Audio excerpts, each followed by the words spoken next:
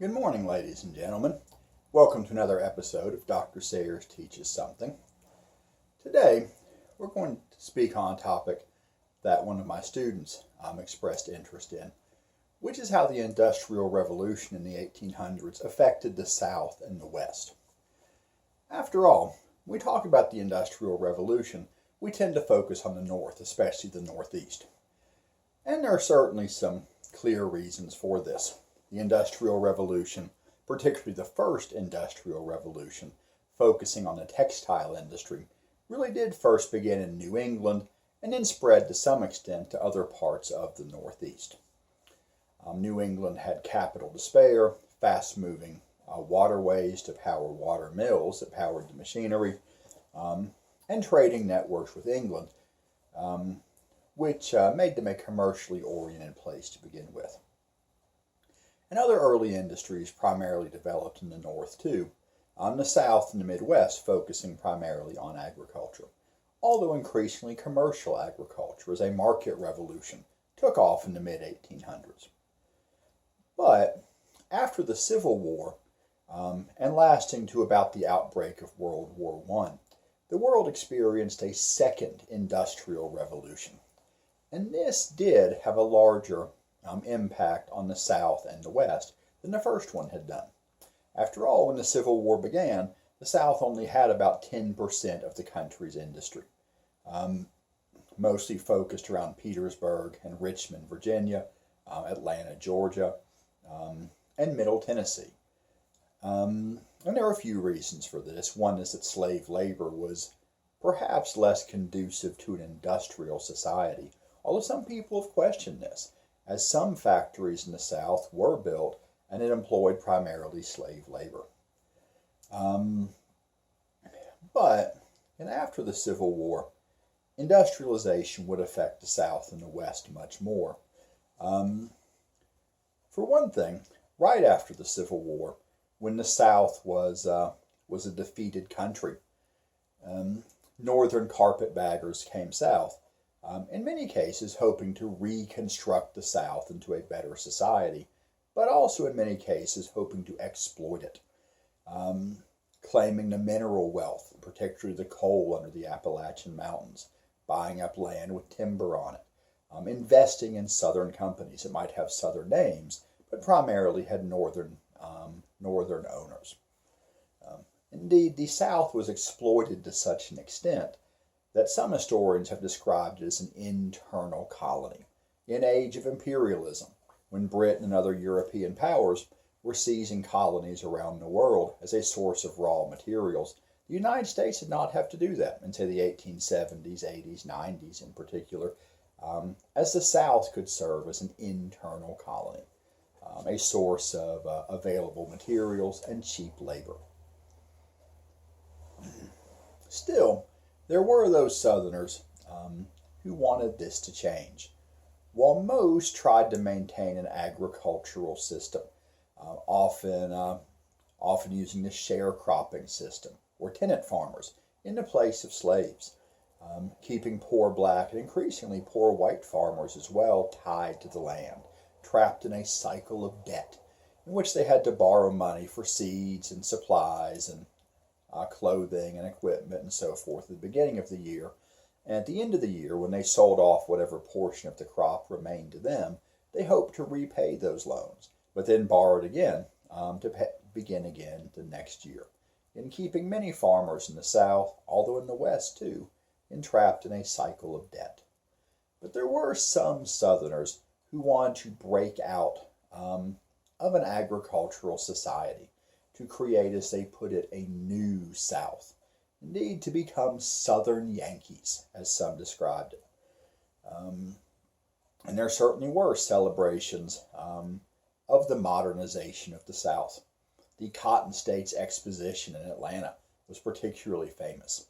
There was a Centennial Exposition in Nashville, Tennessee. No doubt others as well. And certainly railroads spread throughout the South. And some places industries did develop. Certainly textile mills opened up across the deep South, and and in some other areas as well. After all, the South was producing a lot of cotton. Why send the cotton bales up north or over to Britain when they could be spun and woven in the South? But then that raw cloth was often sent north to be cut and dyed and sewn into clothes elsewhere. So that the highest value added was done in the north. Likewise, other southern industries that developed tended to be low-skilled, low-paid work. The timber industry developed in the late 1800s as the forests of the north were increasingly cut down. The southern Appalachians were nearly clear-cut between the late 1800s and around 1930 or so, when the Great Depression and Franklin Roosevelt's bringing much of the southern Appalachians into the Great Smoky Mountains National Park and other national parks brought an end to much of the logging in the South, although not all of it.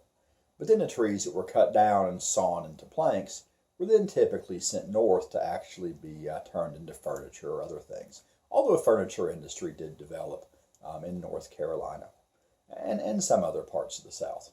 Tobacco was an obvious form of industry for the South. Mr. Duke, of course, made a fortune with his cigarette rolling machines in North Carolina. There was some flour milling in Tennessee and Virginia. The iron and steel industry did develop in Middle Tennessee and especially central Alabama around Birmingham, a city named for the great iron and steel capital of Britain. And coal mining became a very important part of the Second Industrial Revolution, providing the fuel for the furnaces that made the steel that were such an important part of the Second Industrial Revolution. And the bituminous coal of the southern Appalachians, the number 9 coal that appears in so many songs, was mined very cheaply by men and boys who worked for anywhere from half to a tenth what northern miners might make, for a few reasons. For one thing, the South, being poorer, had a lower cost of living, and so workers did not have to be paid as much. Likewise, local business owners had less money to pay them with, and they had to make do with what they had. But two, the South had less success in unionizing. In the North, fairly strong miners' unions developed. The United Mine Workers of America eventually became a very powerful union. In the West, the Western Federation of Miners was feared for its violence. But in the South, it was more difficult for unions to form, although to be sure some did, both through local efforts and with outside help, particularly in southern West Virginia. Most famously in the county of Bloody Mingo, West Virginia. But unionization was difficult in the South. For one thing, Southerners are individualistic and ornery, and are hard to get to cooperate anyway. Plus, the mine owners were often very successful at using racism to split apart the working class, to keep white and black workers from banding together. There were a few exceptions to this, but whenever it seemed that poor whites and poor blacks might work together, the upper classes very quickly worked to split that apart. If anything, racism in some ways may have become more intense after the Civil War than before it. During the days of slavery, everyone knew where one stood. But afterwards, it had to be enforced and to keep the lower classes split. Another way that cooperation was made more difficult was by the boss's habit of bringing in workers from outside, not hiring, or at least not only hiring, poor local whites, but bringing in recent immigrants, Italians in particular, but Polish and German and other workers, as well as African Americans from other regions, often deliberately employing 2 or 3 or 4 different ethnic groups and trying to keep them separate from one another and separate from the local population, who often resented these outsiders. We often think of lynching as being a problem in the South, and unquestionably was. But some studies have shown that lynching of African Americans was most common in places where large numbers of African Americans had come in to work on the railroads or work in mines or other jobs who were not originally local to that area. It was outsiders who were often lynched, not just African Americans, but members of other white, but not exactly white ethnic groups faced similar violence. There were Italians lynched in Unicoi County and elsewhere. Even Booker T. Washington, in his famous Atlanta Compromise speech, when he asked white Americans to employ black workers in something better than the cotton fields, one part of his argument was if white people in the South would just employ black people, they wouldn't have to hire immigrants. So, industrialization did take place in the South, but tended to be a lower value form of industry. The most high valued work was done in the North. Raw materials were produced in the South, processed one or two steps, but the greatest value was added in the North or elsewhere. Certainly, railroads came to the South and played a huge role in the South's development. But in many of the corporations were based in the North. Most of the engines were built in the North, and the high value work was done elsewhere. And racism played a big role in the South in trying to prevent, often successfully, the working class from banding together. All there were cases of labor unrest, including an opposition to the use of convict labor, as many states rented out prisoners, usually black prisoners, to mine owners and other business owners whose workers went on strike. There was a multi-year war in the 1890s in East Tennessee as striking miners repeatedly broke open the prison camps to release the convicts who were sent in to work the mines. So convict labor did come to an end in much of the South.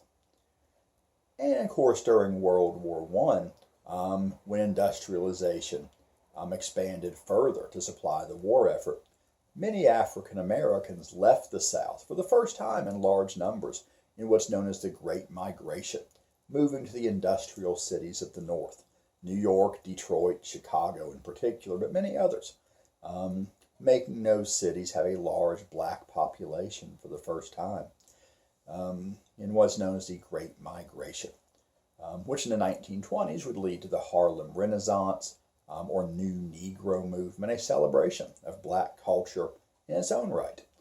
Jazz music would be a part of that or related to it. And there would be a backlash in northern cities, even a reappearance of the Ku Klux Klan, not only in the South, but in the North as well, in the 19-teens and 20s, as white urban people in the North were unhappy at this sudden influx of black workers from the South, but truly gave economic opportunities to black workers who came north looking for better economic opportunities and less racism. And they certainly faced less discrimination in the North, although not as much less as they hoped. Now, the West was influenced by the Second Industrial Revolution too. Of course, the West is big and could not easily have been settled, nor the goods produced by its settlers, cattle or grain or iron or gold or silver, be shipped back east to civilized places without the railroads. And the construction of the Transcontinental Railroad in the 1860s, funded by large loans and land grants from the U.S. government and state governments, really used a major industrial process, the railroad, to open the West to settlement. And beyond the first Transcontinental Railroad, a southern route was eventually built, a northern route was eventually built, and this allowed the cowboys to ship their cattle back east to be slaughtered in Chicago. As meatpacking became more industrialized, indeed, the assembly line that inspired Henry Ford was actually the assembly lines of the meatpacking plants, which is kind of a horrifying notion in some ways. Industrialized meatpacking and the cattle ranching, as also the industrial process of producing barbed wire broke up the open range and blocked the long drive. That was such a big part of the mythology of the Wild West. Horse farming itself became industrialized as the farm equipment, the mechanical reaper, eventually the combine harvester, and many other products of agricultural engineering and agricultural science made farmers much, much more productive, but also put them deeper in debt. And of course, dependent on the railroads, often run by cartels or monopolies that exploited farmers' dependence on them. Likewise, beyond the farmers who settled the plains and the cowboys of the Wild West, think of the West too. We think of the California Gold Rush and other mines in the West. And we like to think of the Lucky Strike, the lone miner or a small group panning for gold in the streams of California, or prospecting in some remote point in the Rockies. And that certainly happened. But to operate a huge mine typically required a large corporation. And so they operated on industrial scale, employing many workers, often in deadly conditions, both the mines themselves and the refining process, which used mercury and other dangerous chemicals to separate the precious metals from the ore. So that Western miners, I've already mentioned, formed the Western Federation of Miners, a massive miners' union in the Rocky Mountains, who were well known for their violent strikes and frequently very violent responses to their strikes. It was said that the streets of Butte, Montana, were paved with Irish bones, as so many immigrants went to work there and to die. So, while the big industrial cities of America certainly were around the Great Lakes by the late 1800s and in the Northeast, industrialization was certainly found in many parts of the South, and with textile mills, paper mills, cigarette rolling machines, furniture factories, and other things, even great blast furnaces in Birmingham and other parts of the South, but you didn't find unionization on the same level.